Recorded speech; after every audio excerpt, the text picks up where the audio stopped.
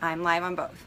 Thank you guys on Instagram for your patience, because I know that you can't fast forward on Instagram. And everyone on Facebook, thank you for joining my live talk on success, definition, and style. So this is kind of my own take on success based off of,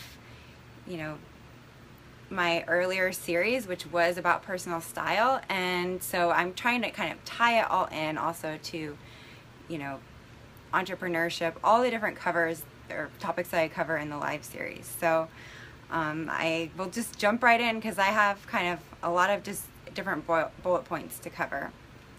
Okay. And then, as I was saying earlier, I'm just talking, so if you want to play me in the background, that's perfectly fine. It's kind of more podcast style anyways. Of course, feel free to watch me if you want to. Okay, so as per usual, this is a dense topic for, my Modern as Fuck series. I'm trying to get really deep with pretty much everything every week. So last week I covered proportion and chemistry and mathematics of proportion, as well as design components of proportion and all of that. So that was a lot of fun and got kind of nerdy. And then the reason why I'm talking about success this week is kind of I've had to kind of revisit my own definition of success now, because I kind of realized I needed to really define what kind of level to me would be success. Really how high of a level I wanted to achieve.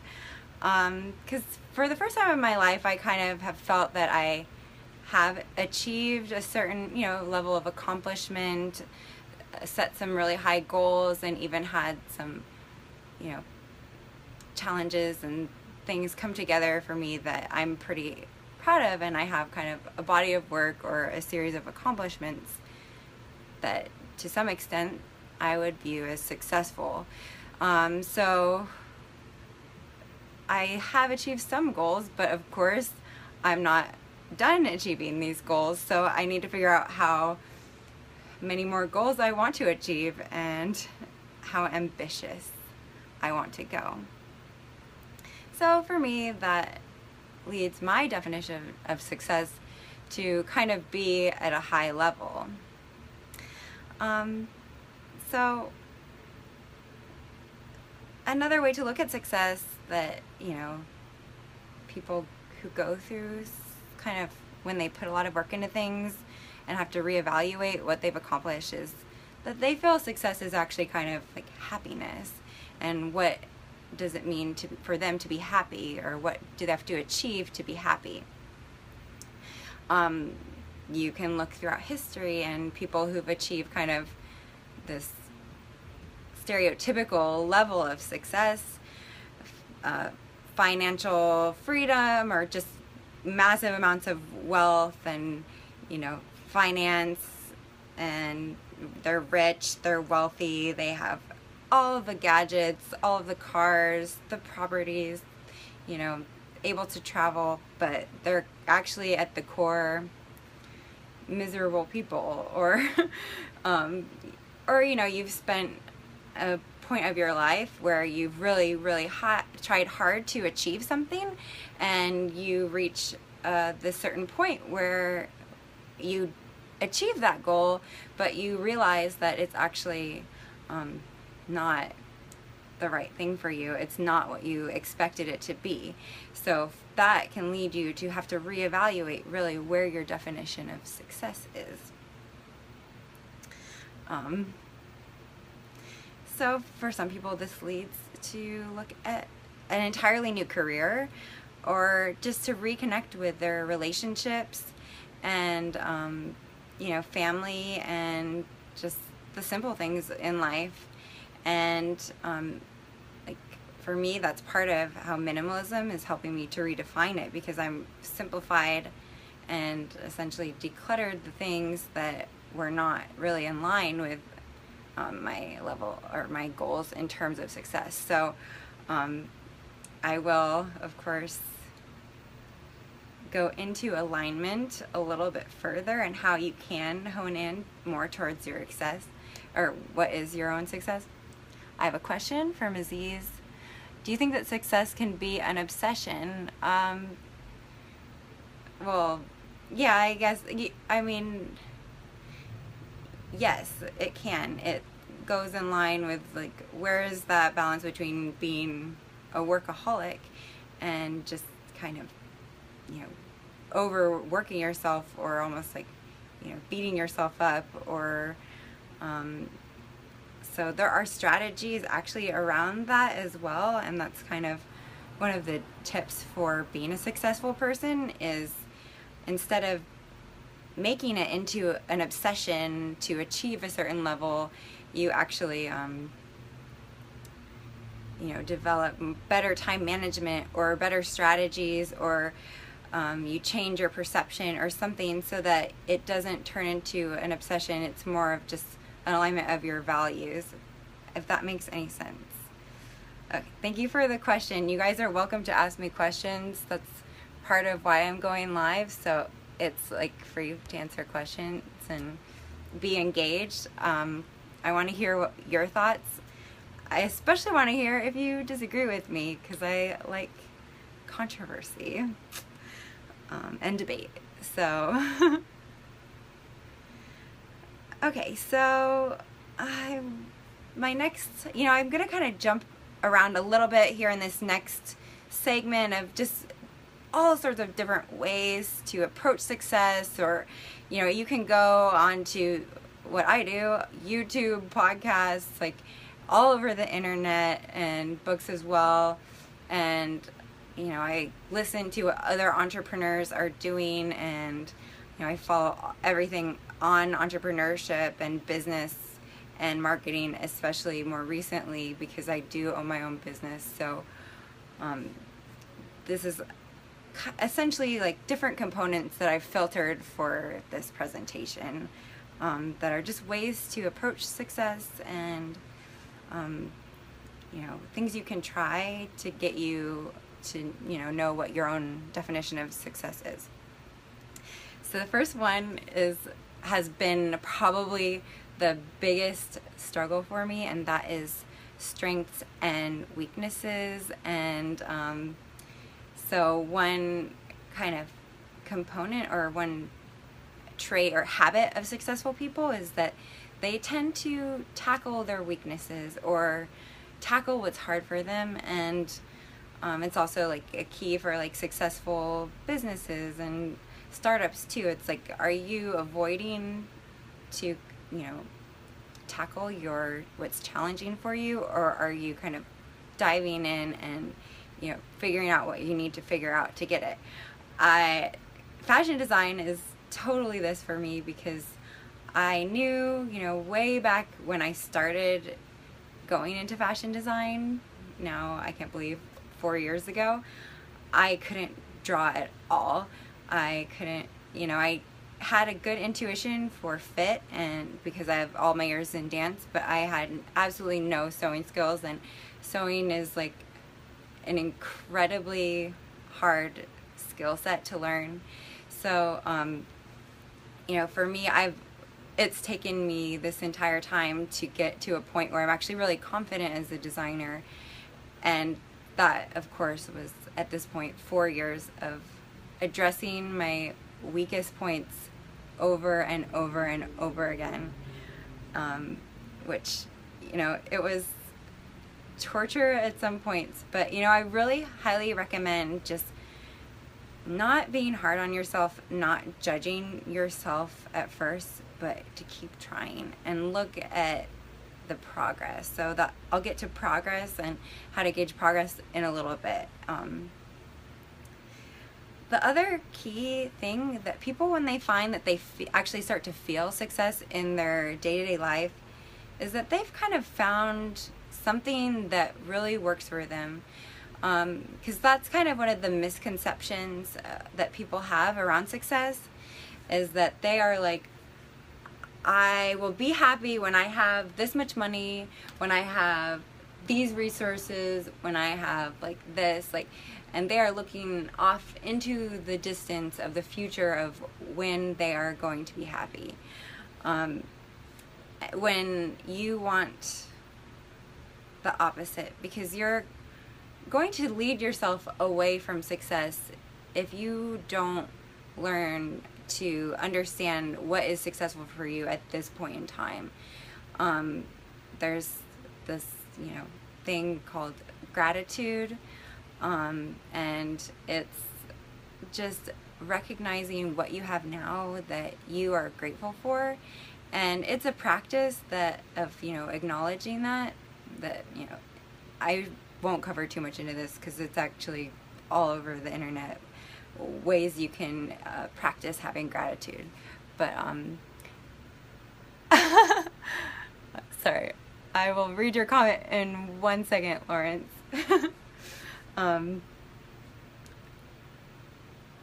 Sorry. So yeah, like if you can find out what makes you happy now and pay more attention to that, it is also a long-term business strategy too. You can essentially attract better clients. You're more true to yourself, and yeah, I will also get into being true to yourself and being authentic. All right, so Lawrence is watching you, thinking you need some mushrooms in your design. The Bay Area Mycological Society, run by Debbie Bias, should be on your list to be and meet. Thank you. Yeah, mushrooms are super inspiring actually, because they are very complex and have like so much to be discovered about them that I definitely agree they are a great source of inspiration for any sort of design or even a lifestyle. I actually take a reishi mushroom from time to time for health reasons, to boost my health. Okay, so okay, yeah, so gratitude also has to do with your perspective. Are you looking for resources? Are you looking for new opportunities? Are you looking for where the dots are connecting and what is really going to get you where you want to be in terms of success? That's all in your mindset. And so this is all part of gratitude. As I just said, it's about cultivating a mindset, and so you have to also cultivate your perspective, because that will give you better awareness of where these opportunities are and how you can kind of get in the direction you want to go. I have had many things in my life that feel kind of like luck. Acquiring my business in San Francisco, it kind of, it happened unexpectedly. It just fell into place very quickly. But if you go back in time, this is kind of in my, the way I did things, and, the way I connected with people, and, it was all of my actions, years prior to acquiring the business that ultimately led me to the opportunity. So that also is part of the strategy of success, is starting early and adopting a lifestyle that will kind of get you where you want to go, and also to keep yourself open to when those opportunities kind of fall into place. I have a comment. Aziz says, I like what you say. Thank you so much, Aziz. Thanks for listening through the whole thing. And then, okay, of course the action component is what's next. So, you have a strategy, which I'll cover a little bit of how that gets into the lifestyle, but the action is kind of another thing that's integral to successful people, is that they just keep taking actions, and you can hone your intuition as well, so that the actions are getting you where you want to go. But the fact of the matter is that you don't wait, you don't make excuses. If you guys saw my very first live back in November, I was stuttering, I was horrified, and even through like my June series, I made a lot of mistakes, and I definitely had a couple lives where I, kind of deleted it afterwards because I just felt like frightened in front of the camera. So like that's something of a successful people, you have to learn, you have to overcome things, so you have to go through the difficult part. That goes back to strengths and weaknesses as well. Okay, so another thing is you kind of, you have to discipline yourself. And this is part of every sort of mindset thing that you cultivate. You have to know what in your day-to-day life is going to add up to this direction that you want to take. And you have to kind of make the right habits and, change your habits. And this is, for me, examples are, I stretch every morning and I check my emails.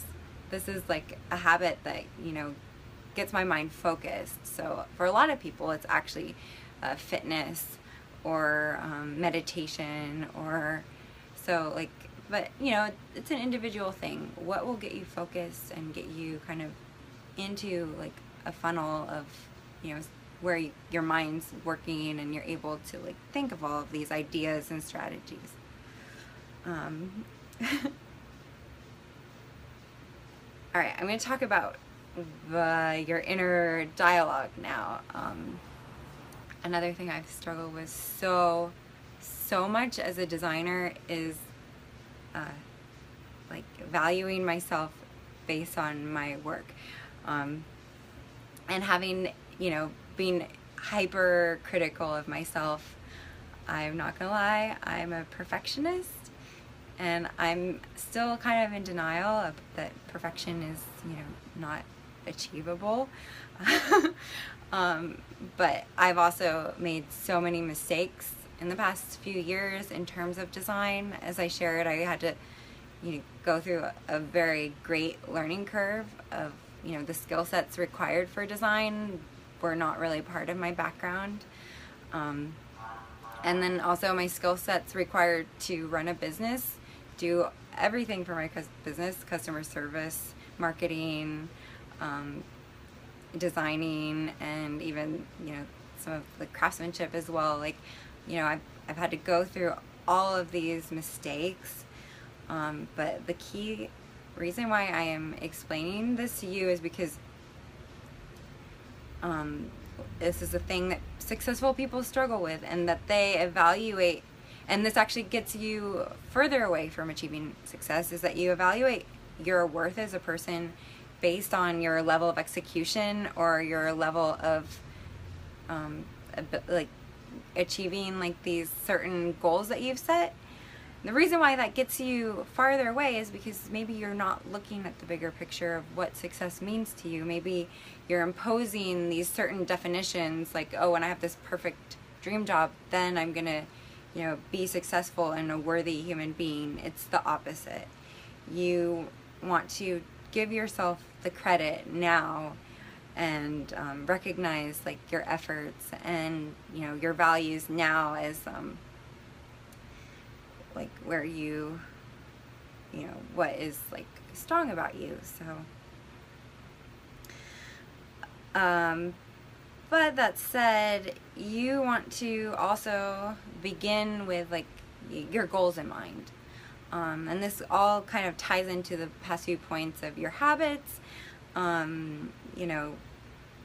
defining in general, but also like your own happiness is, you want to set what you're doing now for this goal that you want to achieve. So it is a tough balance between happiness now, which is definitely, the priority, versus thinking of the bigger picture.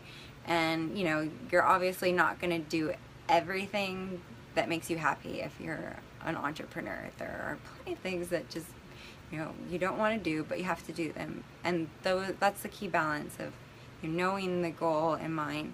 The closer you are on the right track, the closer you'll be able to differentiate. Okay. And yeah, dreaming is good. dreaming is kind of a very pleasant way to, begin with the end in mind. All right, let me just take a look at the comments. Fear of failure is the only thing that can stop a person from being successful. Without mistakes, there can't be success. Yes, I will cover both of those points a little bit more in depth. Oh, Audacity is actually a fun one that relates to self-worth. Audacity is kind of like the will to do something just because you know you can, but maybe you don't know how to do it. You just are going to do it because you're that confident. And it's actually a good trait for successful people, and it goes back to taking action. You just, you take the plunge and you learn as you go along, and you can learn very quickly when you work from that way. Okay, so I'm going to talk about productivity. We love productivity. I'm terrible at productivity, I will admit. That's kind of how I end up, staying up really late at night to finish things. But then I'm like really productive. So the key for this, for successful people, is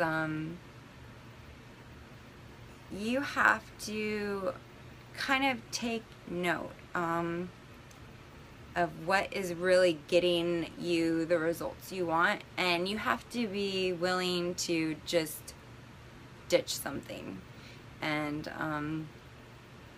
just forget it altogether. If it's not working for you, you can kind of give up on it. So and that's kind of one of the big key things to achieving more, and it all funnels back to what I'm about to cover in a couple minutes, is alignment. When you are in line with your goals and your definition of success, you actually become really productive, and the struggle with productivity almost becomes irrelevant.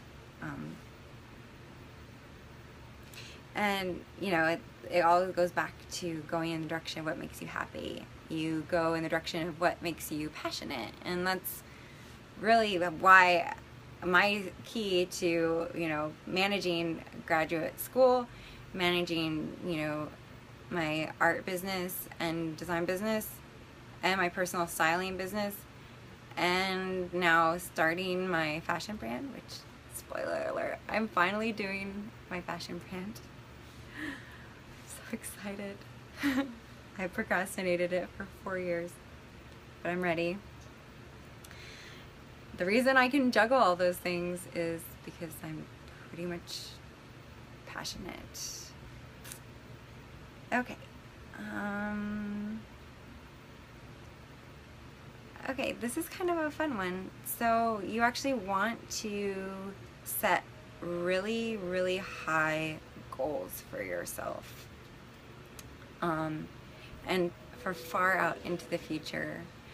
And the reason why you want to do this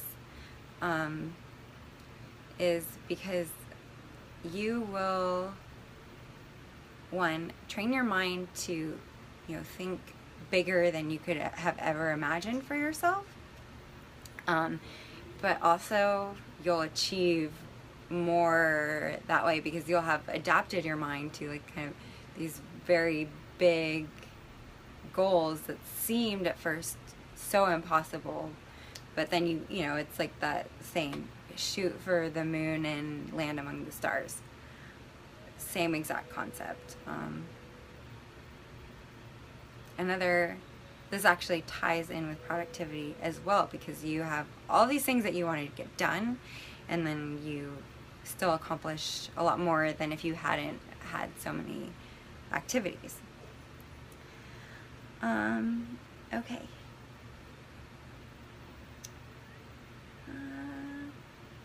All right.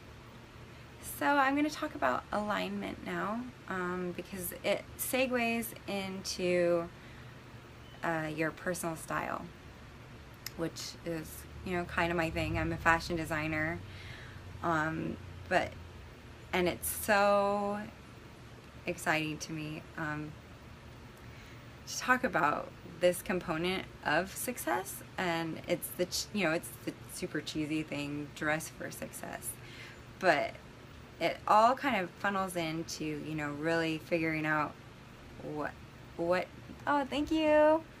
Hey Stone, thanks for logging on. Let me know if you have any questions about success. I've covered maybe about 20 points, but you got here just in time for the fashion discussion.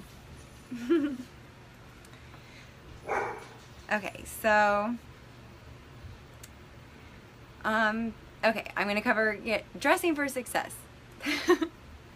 So cheesy.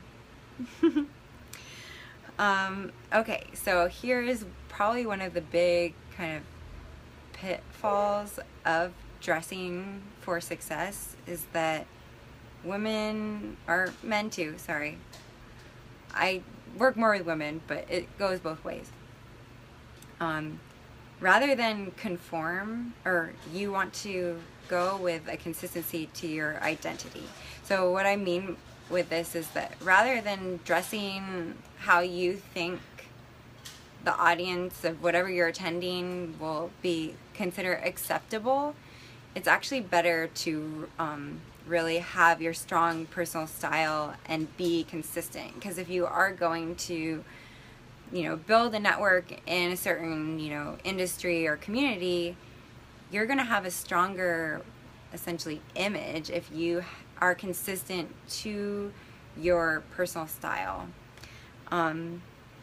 And so then the other kind of back thing on this is that you want to start to develop your personal style for where you want to go. So what you want to represent. So there is kind of this balance, but really the key thing is that you want to be in how you dress in alignment with your own values, your own identity, and your own goals. And that's essentially what dressing for success should mean, not just I'm going to wear, and this maybe, this is actually a more modern way of looking at it. In the past, it was like, men have to wear a suit. Obviously, in San Francisco, people don't have to wear suits, so it's all about your identity.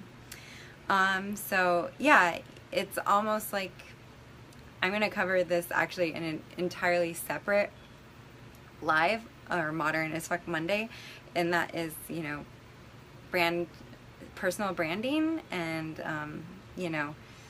this idea of developing your personal style and your personal brand simultaneously.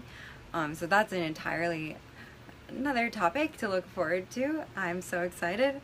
But yeah, there are kind of two key things to this as well. So you want to dress how you want to be perceived, and make sure that how you want to be perceived is in line with your values, but you also want to dress for what makes you comfortable. Oops, sorry. I will admit I'm using Matthew's phone for the Instagram live,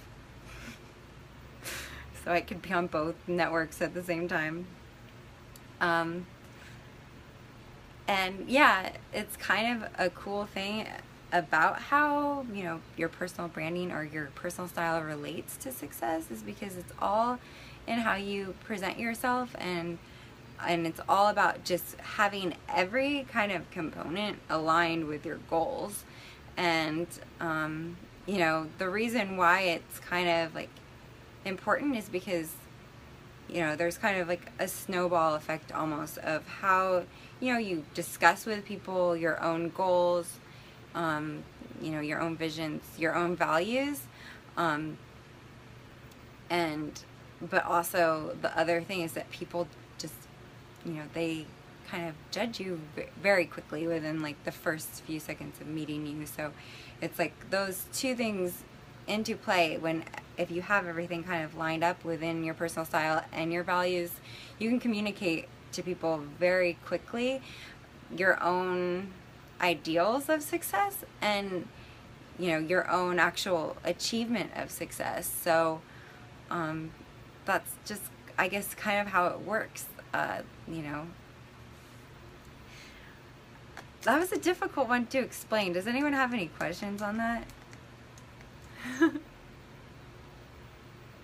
You know, the main thing for personal branding is you just really have to be true to who you are, and you know, commit to being consistent to that, because not only does that make it easier to know who you are, but it also actually strengthens your own brand identity.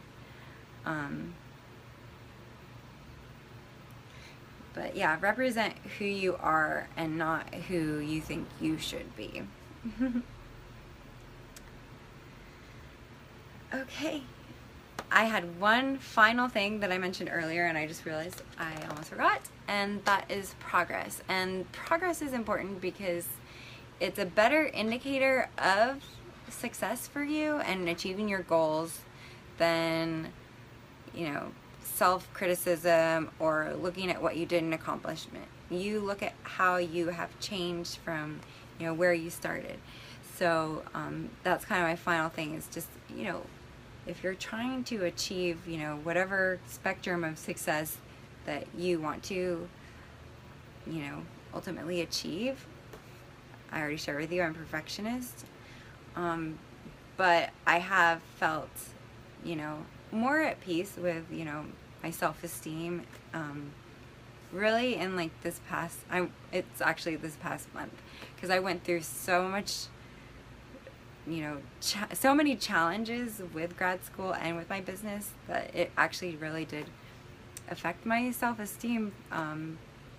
But what has shifted for me in, you know, the past month or two is that I've finally reached a point of progress where I've seen, you know, some of the things start to be easier, and, you know, like the work has started to pay off, and so that's just why you want to kind of measure, you know, where you've come from, and not just, you know, sizing yourself up against other people or anything, or just criticizing yourself for not being able to achieve everything.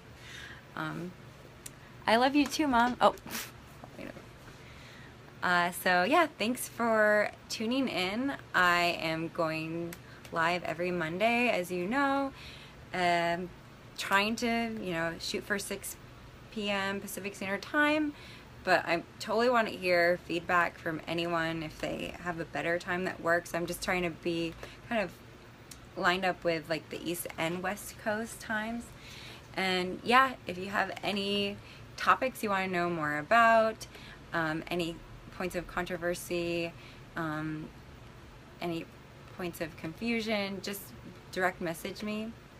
And then yeah, to be up to date, I might not go live on my personal Facebook for too much longer, so I do have like a Facebook page, so if you like that, then you can stay up to date on Facebook. Otherwise, Instagram is pretty easy. You can just follow me to stay up to date on all my lives.